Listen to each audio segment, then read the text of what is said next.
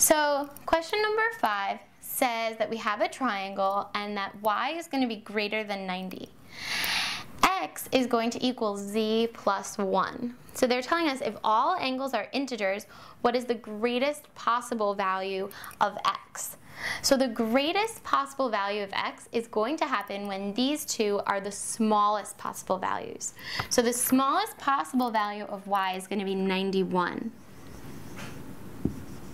Now, if we then put this in for x, we can now solve for z and then use that to solve for x.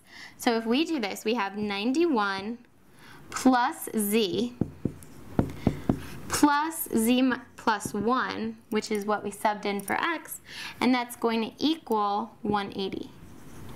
So now we combine this, we get 2z plus 92 equals 180. We subtract 92 from both sides, and now we're left with 2x equals 88. Sorry, 2z equals 88. So z equals 44. So now if z equals 44, x is going to have to equal 44 plus 1, which is 45. And that is going to be answer choice B for number 5.